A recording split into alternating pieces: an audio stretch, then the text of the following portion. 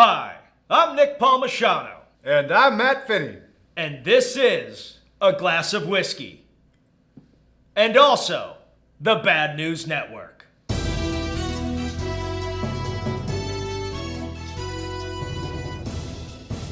You know how there's always that one guy that takes things just a little too far and ruins a good thing? That's basically this whole week.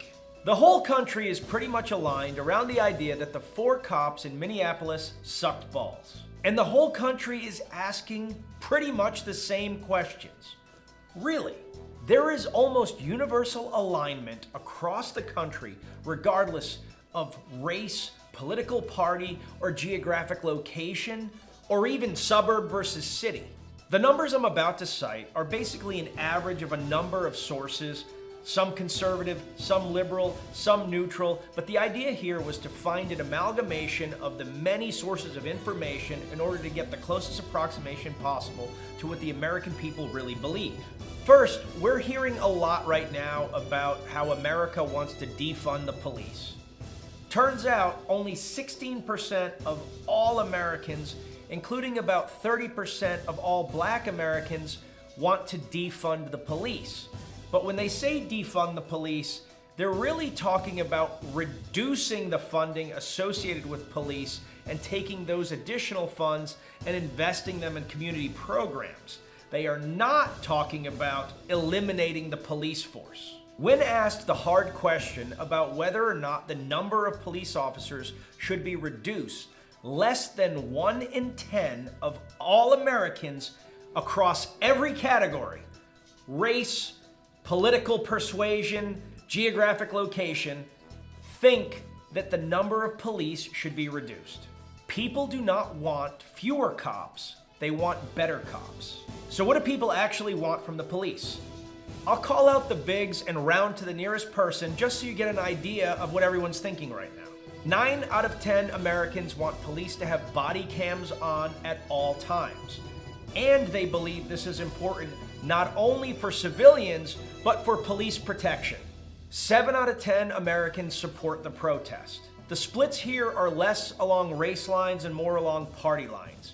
8 in 10 Democrats, 7 in 10 independents, 6 in 10 Republicans. Republicans that didn't support the protests specifically cited the damage as a reason why they didn't.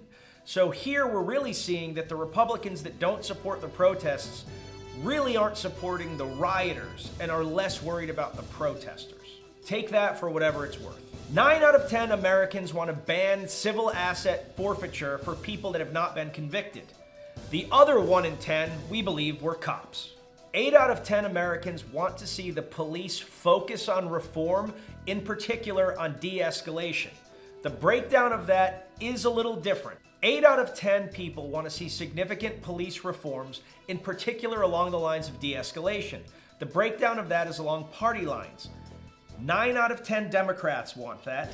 8 out of 10 Republicans, but if we break it down finer, even the most hardcore Republicans, people that identify themselves as extreme conservatives, 6 out of 10 people want that. So this is a pretty universal thing.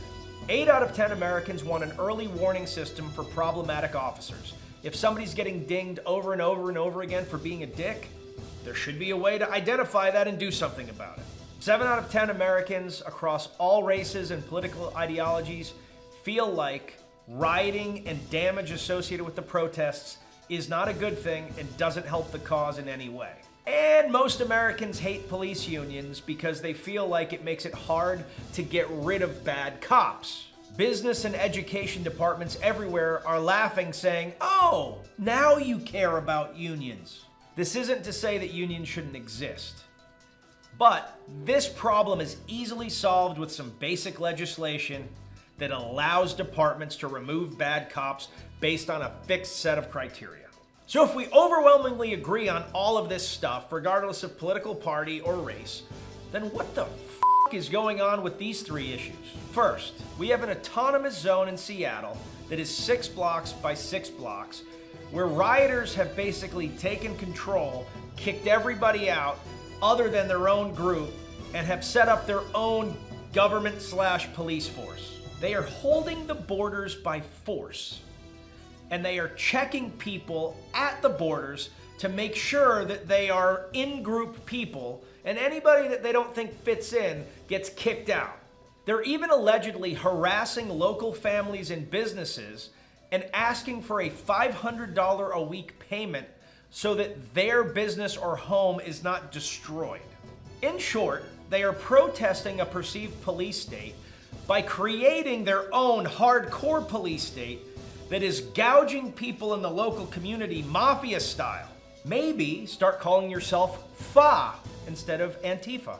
Second, we're dumping statues everywhere now. Now listen, if a town wants to take down a statue, I'm cool with it. That's a thing you should vote on. And then Bristol, England dumped Colston's statue in the harbor because he was a slave trader. All right, I get it. Even though the guy basically founded the town and brought it to prominence, he has a very disgusting past. So if you don't want him front and center in the midst of everything else, people get emotional, rip down the statue, throw it in the water. Like, I understand. And now we have Lee's statue and other statues from Confederate generals getting, spray painted on, trying to get dragged down. Christopher Columbus's statue has been dragged down, and it's starting to get, very aggressive. And I kind of get the Columbus statue too. I mean, Columbus kicked off the movement of Europeans to the Americas, which led to genocide amongst Native Americans, but also kind of kicked off the beginning of what we now think of as America as well. And Lee was a traitor who had the option of commanding the Union Army, but instead opted to fight for the institution of slavery in his home of Virginia. But it is becoming a slippery slope where an angry mob gets to decide who is good enough to have a statue and who isn't. This isn't a process. This is emotional people that just want to do damage, deciding this is good enough, this isn't good enough, this belongs, this doesn't. We now have a growing movement of people that think we should take down statues of George Washington and Thomas Jefferson and Winston Churchill. There is no England without Winston Churchill. Without Winston Churchill, there probably is not an Allied victory. So why are we talking about Winston Churchill's statue getting ripped down? Well, because at the height of England's imperialistic movement across the globe, he was an army officer that held some pretty racist opinions about some of the indigenous people that he was essentially at war with. That's not okay, but that was the time he was in. That is what the world thought at this moment in time. Europeans thought that they were better than everyone else, which is why they were going all across the world conquering people. He was a product of that time. Thomas Jefferson, George Washington were plantation owners, were born as plantation owners. In the case of George Washington, over the course of his life, despite the fact that every bit of money that his family had was tied into slavery, came to the conclusion that the institution was wrong and freed his slaves upon his death. Now, that doesn't excuse anything that happened before, not at all, and I'm not saying that. But without George Washington, there is no United States of America. We do not win that war. Furthermore, without George Washington, we probably would have gotten into a second war with England right after the Revolutionary War, and we would have lost. We would have lost our country.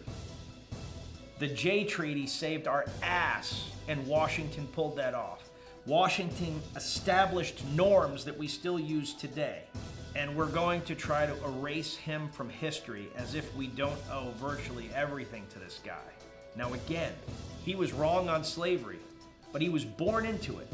And I would tell you that probably 99% of you out there, if you were born into it, would have made choices than him, and probably would have lived your entire lives owning slaves and not thinking anything was wrong with that. So it cracks me up when people who were born in the modern world, where many, many people have fought these battles that have brought us to the place we are today, where we are looking at everything and trying to create an equal world, where you're judging people from these other times by that standard. You are not morally superior to these people. You're just lucky enough that morally superior people have fought very hard battles over thousands of years to bring us to the point where we are today. But if we're knocking all these statues down, let's take down anything that involves Gandhi, because that dude was racist as f***. Nelson Mandela was probably a bit of a terrorist in his youth. Let's take down those statues as well. Here's a novel idea. Instead of letting angry mobs rip down statues and throw them in rivers, have your town vote on it. If they want it taken down, cool. A professional crew comes out, takes it down, puts it in a museum. I'm fine with that. You have a right as a town to do whatever you want with these statues, or as a state or whatever entity controls that park. Or here's another idea.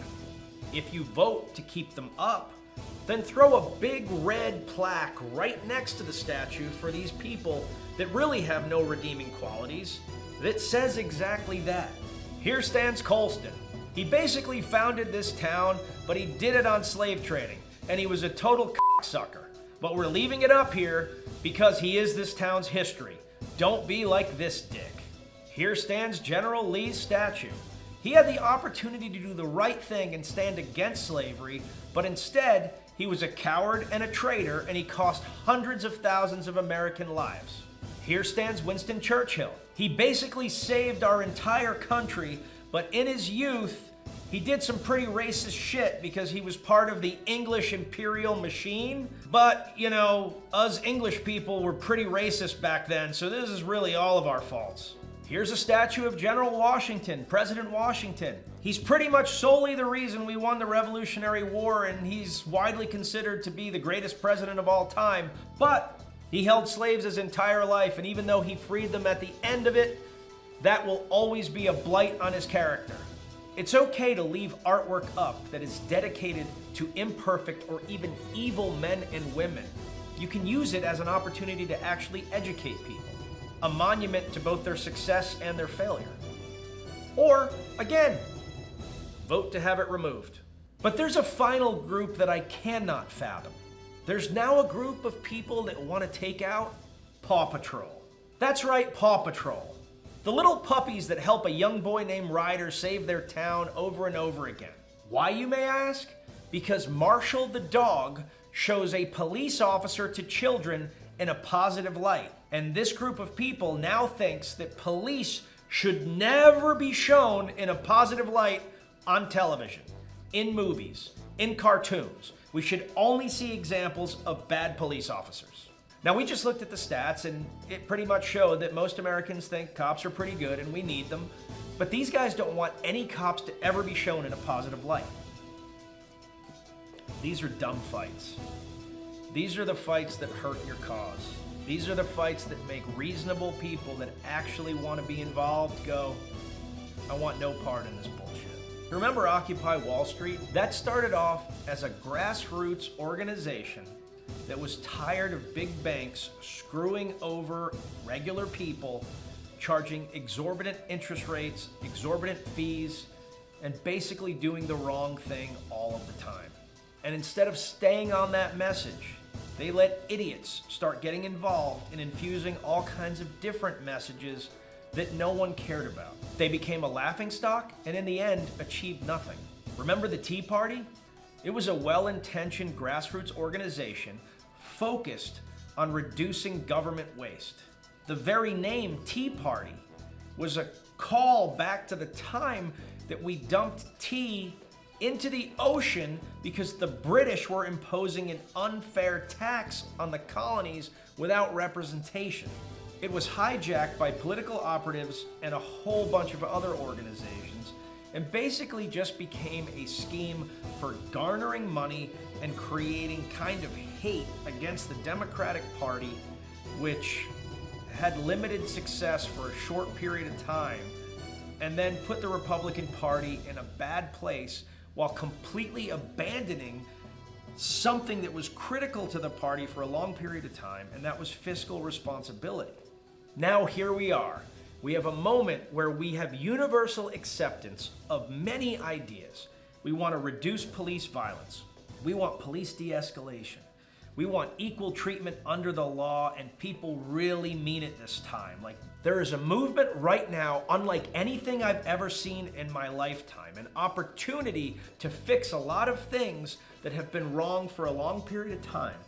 And instead, these clowns are creating a police state in Seattle. They want to rip down statues of our founding fathers just to show everybody that they are morally superior. And they want to take out Marshall from the Paw Patrol. This is how you lose everyone. This is the same playbook that you followed with Occupy Wall Street, the same playbook you followed with the Tea Party. This is how you lose everyone. Nothing will happen if you focus on the dumb shit. There was one percentage that I held back before when I was talking about statistics, and this is one that I really find interesting and I want you to think about. When polled, 60% of all Americans think that race relations in the country are bad. The rest think it's pretty good. But almost 70% of all Americans think race relations are pretty good in their own communities. And that was consistent regardless of what race that person was. So why would we all think, almost universally, that race relations are pretty good in our own communities, but that they're bad everywhere else in America? So why would we think that race relations are pretty good, universally, in our own communities, but they're bad everywhere else in the country? I don't know. That's a great question.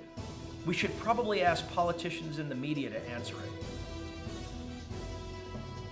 We now go live to our field reporter, John Karugi, who is at the Seattle protests. Thank you, Nick. Last week during the protests in Seattle, Washington, videos of a man seen liberating rioters of their newfound firearms emerged.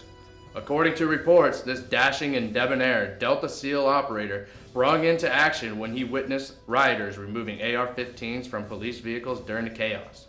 The unknown man leapt into action with the tailored swiftness of a mongoose and the grace of a swan.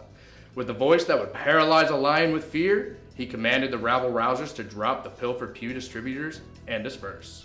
They did. He recovered the two rifles, disabling them both in one deft movement. There are varying reports of what happened next. Some say he hurled them into the sun, where they melted on contact. Others say he tied them in a knot around his waist as the championship belt for the two-time riotous weapon snatching champion. Which story is right? We don't know. Many people call him a hero. Many people are intelligent and correct. But that's just their opinion. We here at BNN always report the news without bias or agenda, because that's what heroes do. Wait, this just in. The weapon snatcher's name is John Karugi. Thanks, John. In coronavirus news, you guys remember that? The coronavirus? We haven't really talked about it for a few weeks. In coronavirus news, it seems to be spreading pretty aggressively in places where there are no restrictions or a bunch of protests. It's super weird. I can't explain it. No idea why that's happening. Must be bad luck. After 32 seasons, one of America's longest-running reality TV series is coming to an end. The TV show Cops was set to make its 33rd season debut on Monday, but because of the protest recently and the backlash from the internet, it was canned. Paramount Network hasn't aired any episodes from the show since June 1st. Cops, which first aired in 1989, showed some of the more interesting cases that cops deal with on a day-to-day basis. The Paramount Network has also decided to pull episodes of Live PD and Body Cam in respect to George Floyd and the protests that are ongoing. In times like these, it's nice to see a multi-billion-dollar company stand up for the people. And we still will never know what the cops are going to do when they come for you. Many people are now in an uproar about the fact that we have military bases named after Confederate generals. People want these bases renamed. Now, the president has said this is not happening, but let's face it, we all know that whether it's right now or in a couple years, they're going to be renamed. So we here at BNN have done the hard work and come up with names that I think you'll all be happy with. Fort Bragg should be renamed Fort Jumpy McJumpy Pants. Fort Benning should be renamed Fort Infantry. You can take that maneuver center bullshit and shove it up your ass. I know it's long, but let it percolate before you decide. Fort Lee should be renamed Fort Pogue. Nothing against Pogues, but that place is the pogest place on earth. Even pogues call it Pogath. Fort Hood should be called Fort If You Ain't Cav, because that place is nothing more than a big Cav circle jerk with a bunch of dudes running around with spurs and Stetsons and talking about how great they are. And if you have a problem with my assessment, then I'll see you in hell. Oh, I'm sorry, I meant Fiddler's Green, which is worse than hell because it would just be a bunch of Cav guys for all eternity talking about how f***ing great Cav is. Renaming problem solved. You're welcome. Todd Wynn, a former infantry marine, stood in his dress blues Alpha uniform with a tape across his mouth that said, "I can't breathe." He stood outside the Capitol building in Utah for 3 hours on Friday in his heavy, sweat-generating uniform. Wynn described his time in the Marines as eye-opening. He says it allowed him to see that no matter what color your skin may be, we are all human. His hopes in protesting silently was to magnify the voices of people speaking out against police brutality. Wynn stated that he doesn't hate police, but he is advocating for change in law enforcement in the form of how they handle escalation of force, training for officers as a whole, and SOPs. He stated that he took an oath to support and defend the Constitution, and said that there's no qualification for the people who take that oath, and there's no time limit on when that runs out. Wynn was medically discharged from the United States Marine Corps in 2007 and is the recipient of 2 Purple Hearts. 19-year-old millionaire Eric Finman is a reminder to anybody over 20 that you failed. Wait, no, let me rephrase that. 19-year-old millionaire Eric Finman has created a real-life Doc Octopus suit in his spare time with his spare money. He 3D printed a motorized Dr. Octopus suit that can actually work and currently is lifting small objects. He stated with another $20,000 in investment, it should be able to lift a small car. In a similar story, I once came in second in a balsa wood bridge building contest. Should have been first. North Carolina officials are warning beachgoers to not go near the purple and blue speckled animals with the baddest name on earth, the Portuguese man-o'-war. You see, despite having the color patterns of My Little Pony, these things are bad, dangerous, and extremely painful. Its sting is apparently so painful that humans, when stung, might get a heart attack and die from the excruciating pain. However, this is nothing compared to the excruciating sting of the Portuguese mother. The pain from her passive-aggressive insults and underhanded compliments have been known to inflict wounds that never fully heal and give you scars that will last you a lifetime. An art collector declared that treasure hunters have finally found the $1 million treasure that he hid in the Rocky Mountains many years ago. The treasure was in the form of a gold box full of gold nuggets and gold coins and was hidden by art collector Forrest Fenn as a call to adventure. It took 10 years for somebody to actually find the treasure, which had clues hidden about it in various articles and poems from Mr. Fenn. He added a different clue every year.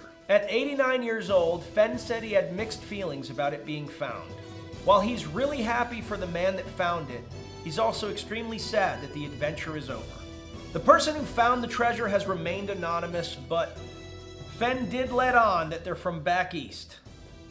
Sully, I know it's you, you piece of shit. You still owe me $20. Pay up. J.K. Rowling, the author of Harry Potter, has been battling the internet this week over her opinion that gender is in fact a real thing. An opinion article was published online pushing a message saying that we should make post-COVID times a better place for people that menstruate. It was that last bit that Rowling responded to, saying that there used to be a word for that type of thing, and then she satirically tried to remember the word for woman. Well, the trans community took this as a direct insult and rallied their internet warriors to text trash the famed author. Rowling fired back, saying that she doesn't hate or discriminate against trans people, but that doesn't mean that a biological man will experience the same life lived as a biological woman. Naturally, that went over like a kick in the gender non-specific genitalia. Rowling hasn't taken this much heat since Dumbledore didn't take part in full frontal hardcore gay sex in Fantastic Beasts. Anyway, they tore down her statue in London, canceled her cartoon, and created a 6-block Rowling-free autonomous zone in London. Also, they stuck Harry Potter back under the stairs. Cancel culture. So hot right now. We now go live to Hollywood Heard with a stirring rendition. From the lakes of Minnesota to the hills of Tennessee, across the plains of Texas, from sea to shining sea, from Detroit down to Houston and New York to LA. Well, there's pride in every American heart, and I'd gladly stand and say that I'm proud to be an American, where at least I know I'm free. And I won't forget the men who died and gave that right to me, and I'd gladly stand up next to you and defend her still today. 'Cause there ain't no doubt I love this land. God bless the USA.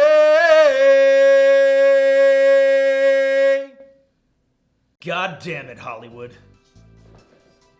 23-year-old Cole Carini blew off his hand and suffered massive shrapnel wounds after setting off a homemade explosive in his home. When questioned by hospital officers, Cole explained that he was mowing his lawn. It somehow flipped over. The blades of the mower dragged his hand into it, which were moving so fast that it acted as a bomb. Being avid lawn care buffs themselves, these cops decided that they needed to see this storied lawnmower for themselves. When they arrived at Cole's house, they found overgrown grass all throughout the property. Inside the house, they found the remains of an explosive and blood all over the room. Strewn about the apartment were numerous bomb-making devices and parts. Already suspect at the clear lack of lawn care, the police also found a note from Cole saying that he intended to use the bomb to go against hot cheerleaders. After being questioned again at the hospital, Cole actually doubled down on his lie and is now facing one charge of lying to the FBI. Sorry, Cole. Looks like your ass is grass. And finally, in Florida Man news, this week Florida Man decided to kick it into overdrive and do more Florida Man shit than he's ever done before. LaHorace Pickett Jr. was arrested Wednesday for a litany of crimes.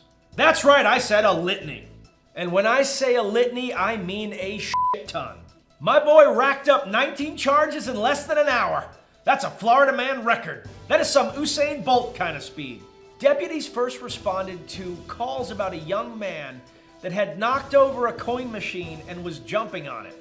And when people started to surround him, decided to expose himself to anyone looking, screaming, "That's right, take a look, the dead are rising." I'm assuming at this point that he was talking about zombies and that wasn't just a euphemism for his penis. But we never can tell. I know what you're thinking. Florida Man, how are you going to come out guns blazing? How do you top that? Well, it's toppable, folks. Once he got up off the ground, he jumped on the shoulders of an employee from a nearby flea market and started punching him while he was riding on him toddler style. Some other employees and customers were able to rip him off that guy's shoulders and push him away into the parking lot. Once there, he decided to then strip naked as retaliation and steal a Chevrolet Sonic, a vehicle I didn't even know existed. But not to be outdone by himself, 10 minutes after the car was stolen, police received another call from an elderly woman that said a naked man ran up to her, grabbed her by the hair, and tried to kiss her. Yup, you guessed it, my boy Pickett. Not getting the reaction that he wanted from the elderly woman, he decided to turn around, still buck naked, pick up a piece of concrete, and threaten to kill her with it. Logically, the next move that he had was to go to her next door neighbor and to try to steal their RV. When that didn't work, he decided to hide in the bed of a truck until the police eventually found him. Clearly, quarantine has put Florida Man onto an entirely different level of crazy. The entire list of Pickett's 19 charges are as follows. 2 counts of criminal mischief with property damage, burglary, driving with a suspended or revoked license, aggravated assault, aggravated battery, battery on a person 65 years of age or older, using or displaying a weapon during the commission of a felony, possession of a weapon or ammo by a convicted felon, burglary with assault or battery, resisting an officer without violence, possessing a synthetic cannabinoid, possession of drug equipment, engaging in a criminal offense with a weapon, possession of a concealed weapon by a convicted felon, exposure of sexual organs, grand theft of a motor vehicle, and last but certainly not least, disturbing the peace. That is a lot.